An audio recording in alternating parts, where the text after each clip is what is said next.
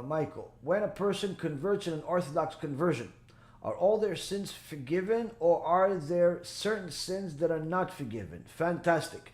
So the Gemara and also the Rambam, right, paskins et lalacha, someone that's a mitgayer, someone that converts, is a tinok shenolad dami, is exactly like a newborn baby. That's the halacha. So someone that converts is a brand new baby. What does it mean, brand new baby? He's 30, 40, 50 years old. She's 30, 40, 50 years old, 20 years old. What do you mean, brand new baby? Meaning they receive a brand new neshama the moment they dip in that mikveh.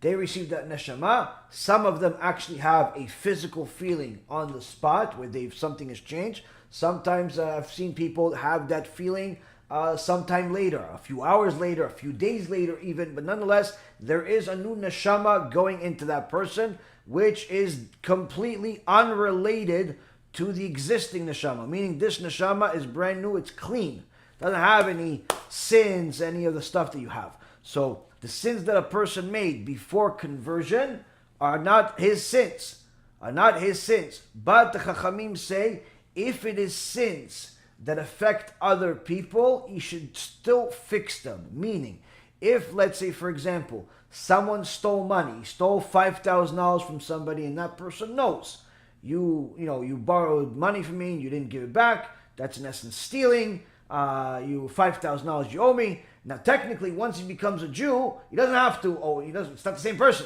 But he should give that money back that he stole. Why? Because you don't want that person saying, "Oh, look at these Jews; they're all thieves," right? Because he's not going to blame you anymore; he's going to blame the Jewish people now. So it could be a chilul Hashem. So even though technically not obligated to return it, should return it because it could create desecration of Hashem. But for all intents and purposes, the sins of the past are wiped out. People still need to make sure that they do as much as possible to still have remorse of any mistakes that they made, if they worshipped an idol, if they did things that are forbidden, if they intentionally delayed their conversion. They have to obviously still have remorse for it and not act as if the world owes them something.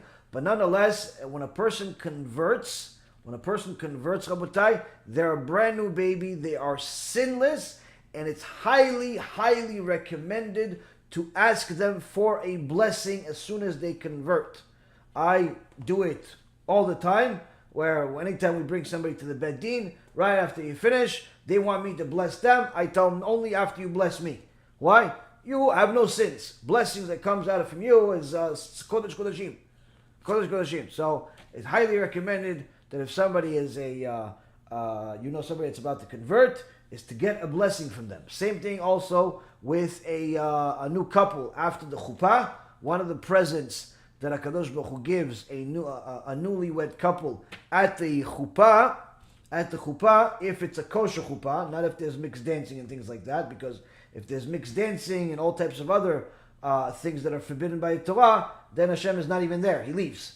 But if it's a kosher chuppah v'kiddushin, then a Shekhinah comes and wipes out the sins of the husband and the wife. They start also as a brand new baby. And that's a huge, huge gift that people get at their wedding.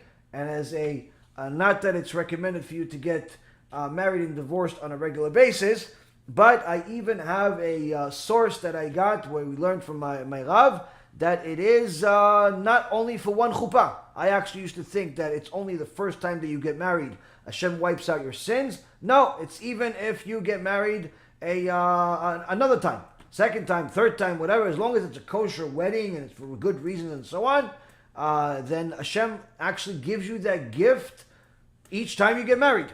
Again, of course, don't get married in order to get divorced, but obviously Hashem knows those things.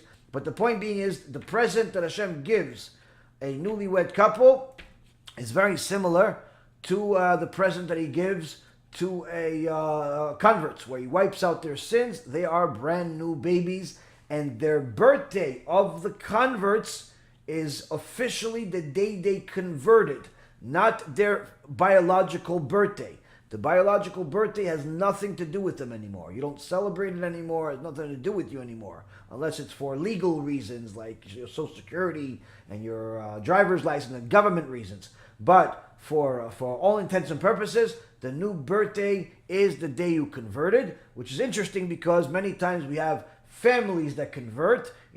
A couple with a kid, a couple with a few kids, and so on. You have 4, 5, 6 people converting. Everybody has the same birthday every year. Everybody has the same birthday every year, which is really interesting. But also, if it's a couple, then they also have to get married that same day. So the birthday and the marriage are either the same day. Sometimes it's a day later. Why day later? They convert in the morning and they get married at night, which is in essence is 2 days. It's 2 different days, and that's actually what happened with my wife and I. She, Baruch Hashem, the greatest day of our life, complete a conversion in the morning at the Beit Din. We were on cloud 9 for the next several hours, and then we had a chuppah and kiddushin with Rabbi Zev Kadosh later that night. So our anniversary is the next day. So that's and again, this is all Hebrew calendar, not Gregorian calendar. But that's the thing. So when a family converts, everybody has the same birthday every year on the same day, and it's highly recommended not to celebrate the Gregorian calendar birthday because it has nothing to do with you.